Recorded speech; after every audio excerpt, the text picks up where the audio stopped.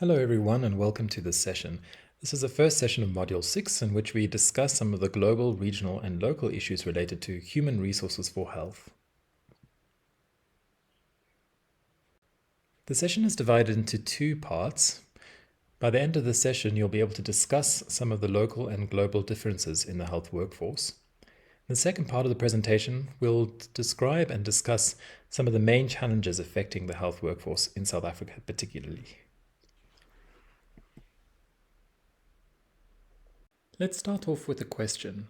What is the local, regional, and global picture regarding the distribution of human resources for health? To answer this question, we have to think about disparities between countries. Do we all have the same number of health workers in each country? Where are people more likely to work and why? What is the picture within South Africa in terms of the distribution of the health workforce?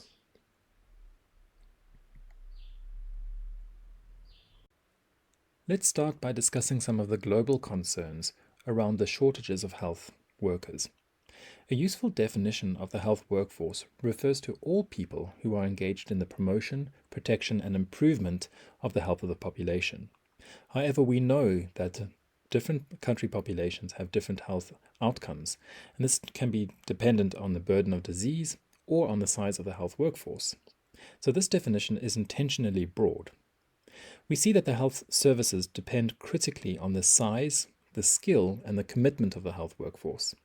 However, in many countries, the relevant information on health workers remains far from adequate, which limits the capacity of governments to monitor who has been trained and who is actually working in the health workforce.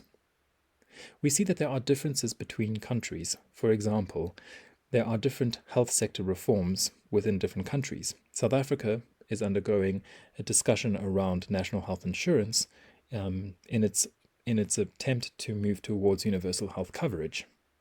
We also see that there's a globalization of the health labor market, and people are likely to move or migrate around the world in search of better jobs. We see that there are new medical technologies, there are new modes of care, and this adds a dimension to our understanding of an expanding health workforce. When we look at the global distribution of the health workforce, we see that there are inequities between different countries.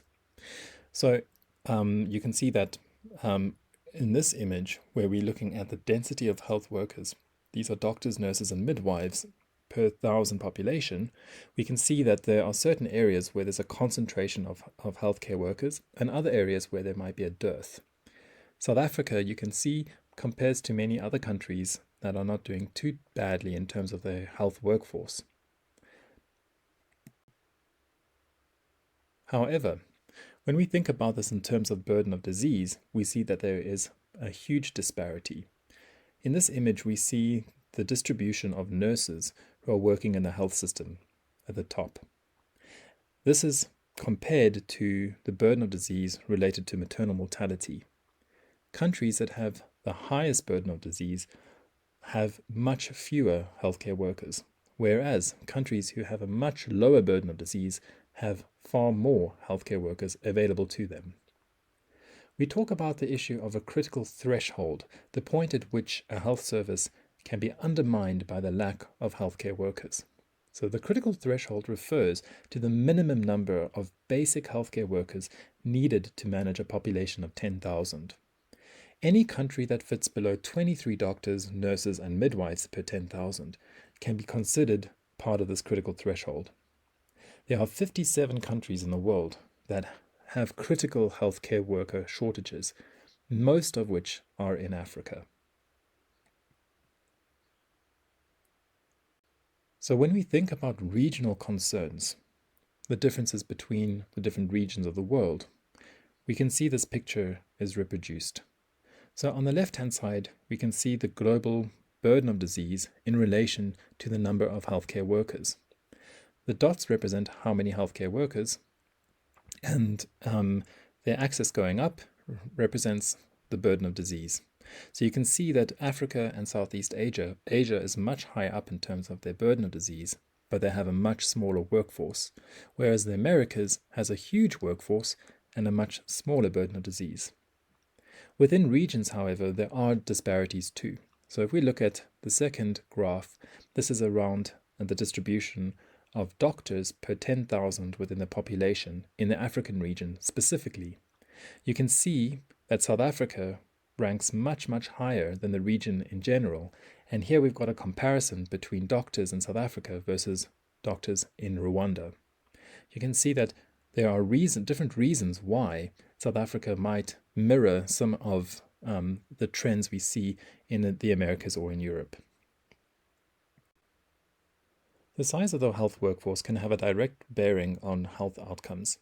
In the table above, in Table 1, we can see a comparison between countries with similar GDP.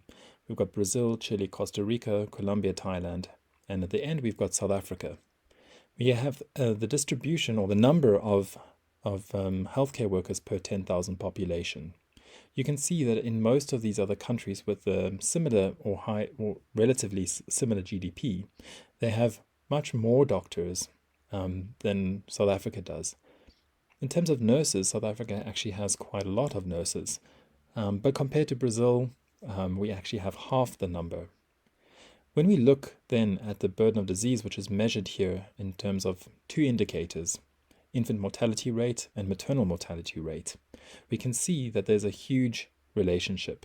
So the graph at the bottom, as the number of the density of healthcare workers increases, the likelihood of survival of mothers and children also increases. There are also variations at a local level. These two figures look at differences within or between provinces in South Africa. We can see that there are differences between public and private care, between rural and urban care, and also between primary healthcare and hospitals. In the first figure, which is figure 4, that looks at the number of medical practitioners per 10,000 population, you can see that there are differences between the provinces in terms of the distribution of public and private healthcare. In places like Gauteng and the Western Cape that have high population densities, we see many more healthcare workers are inclined to work in the private sector. If we look at the Eastern Cape, however, we see more workers in the public sector and fewer in the private sector. When we look at the distribution between rural and urban, we can see that there are, in this instance, in terms of nurses, more nurses available in relation to the population in some provinces, and fewer nurses where the need is greater. So in Gauteng, for example, we have more nurses than is necessary or adequate for the population. However, if we look at the Eastern Cape again, there are fewer nurses compared to the size of the population. So the disparities here are indicative of some of the inequalities that we see within countries themselves.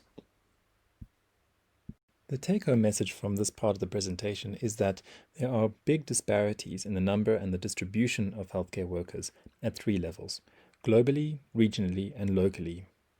We see that in terms of the inverse care law, countries with the highest burden of disease are likely to have a smaller health workforce. Also, critical shortages in the health workforce has a direct bearing on health outcomes.